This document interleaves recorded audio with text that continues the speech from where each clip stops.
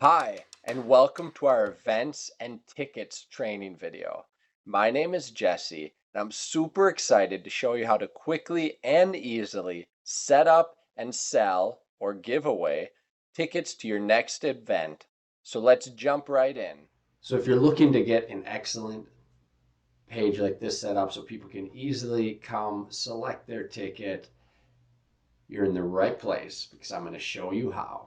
So jumping on over to our dashboard, I'm going to come here and actually we're going to start in forms.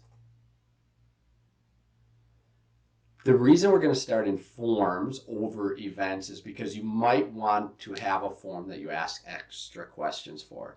So let me explain how that works. Let's say that you're putting up an event, maybe a camp or something, and then you want to ask meal questions. That's where the forms come in. So let's go ahead and add a new form. And here's where you can fill in your basic information, set up your name, fill out who the form is going to alert if someone fills it out. And then we're going to want to get a cover image up on here. And since we're asking people's food choice, I'm going to put something up there about food. Excellent. Now, we're not going to put the contact or address because people are signing up for tickets, so we're already going to have that information. Instead, I'm going to go in here and do first maybe a select, or a radio group would probably be best for this. So we'll put our label up there. What meal plan would you like?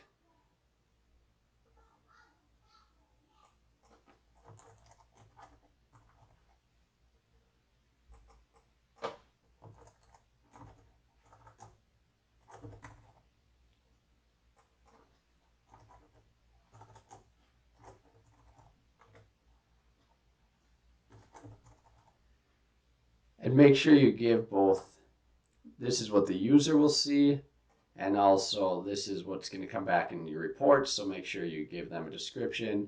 Since I only want two, I'm just going to get rid of that one. And I'm going to make it required because there's a reason we're having this. And you don't have to make everything required if you don't want to. Now, we're going to ask them if they have any allergies. So for that, we probably want to use a text area, which gives them more room to type in. You can ask them to please list any allergies they have. All right, we go ahead and we're going to make that required as well. Close it. So now they're going to be able to list any allergies you have. Now, since we're attaching this to an event, we won't create or update anyone. And you can auto take people. This is cool if you want to auto take people so later you can do searches based on forms. But again, since they're signing up for an event, you probably don't need to do that. Although if you want, it could be good because you'll be able to quickly and easily find people that haven't filled out the form. And the custom landing page, this allows people after they fill out the form, if you wanted them to get redirected to a nice landing page over on your website, a nice thank you page. Since this is an event, I can put that on the event custom landing page as opposed to here. So now I'm just going to go ahead and save that. Then I'm going to come on over to events. And we have saved everything, so we can dismiss that. Now I'm going to add an event. So what should we name our event? How about Kids Camp? So this will be a registration.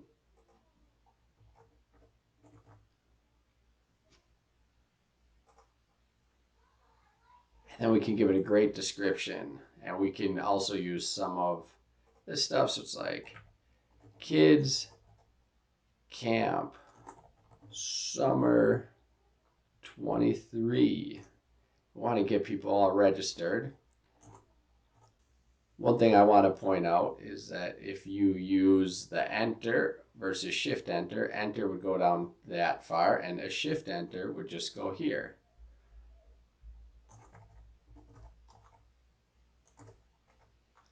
All right, now that we got that, we'd have to pick a picture.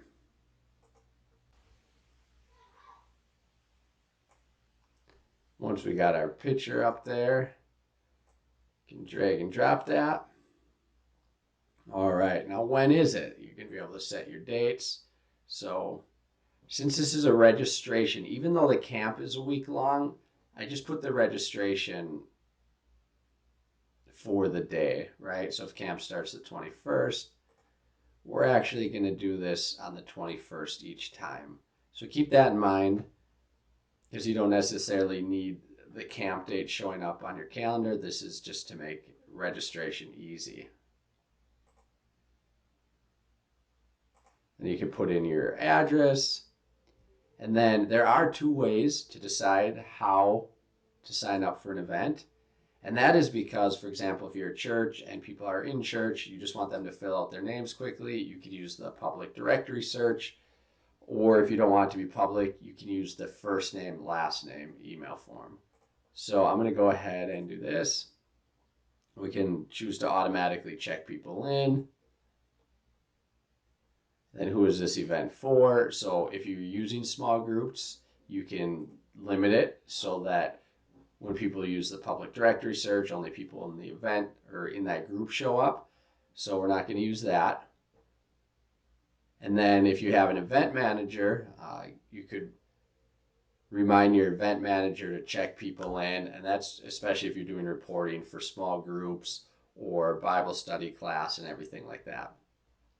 But if you're just selling tickets in an event, then we wouldn't need to do that. And then we're going to say, yep, people do need to reserve a ticket. You could do the option where they don't have to. And we do that because if you have a limited number of seats, of course. So we do have this allow people to claim the ticket and pay later. But usually if you're collecting money, you want to make sure that you just get that money right then and there. But if you're going to allow people to pay at the door, you could still let them sign up, and our system, even though they don't follow through and pay, it'll still hold the ticket for them. So I'm going to say this is definitely a paid event. And since it is a paid event, that's when you will decide where the money is going to go to. And then I'm going to add my ticket options. We've got the youngsters, and their price is going to be $20, and there's only 50 of those available. Then we've got the teensters,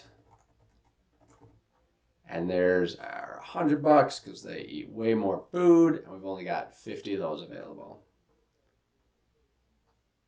And then is what we could do is if they fill out that they want more than one ticket, we can ask the user to fill first, last name for each ticket. Now that's really helpful. If a mom comes in and signs up Tim, John, and Jane all at the same time, you'll get the names of each. So we'll want to go ahead and do that.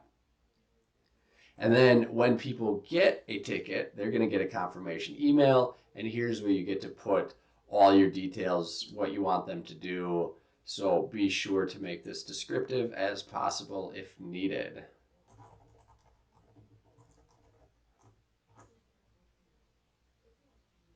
Now, earlier we showed that we use forms. So here's where you're going to be able to come in and choose that form that we made, which was meal plan. And then you could say it must be filled in. So in our case, you probably want to make sure that they fill that in. And then here's where you do a custom landing URL. And I'll just show you how this works. We're going to give Google advertisement today, but we're just going to use that so you can see how that thank you actually redirects somebody. So that'd be a great time to redirect them to your landing page on your website. Now I'm just going to go up here and I'm going to add myself a $0 ticket, the freebie. And I'm just going to do that for our testing purposes. And feel free to go ahead and add yourself a freebie and remove it later if you want to do some testing. So I'm going to go ahead and save that. All right, now we've got everything. We can get our share URL. So this is maybe on your website. you'd have a link going to this, or you'd email everyone out like, hey guys, it's time to sign up for the event. So they could do that. Click it from your email. They come here. You choose your ticket. And I'm just going to grab a freebie. And I could put more in here if I wanted to. Then I'm going to sign up. Now it's going to ask me. It's also going to let me know, of course, there's time restraints on it so people aren't holding tickets.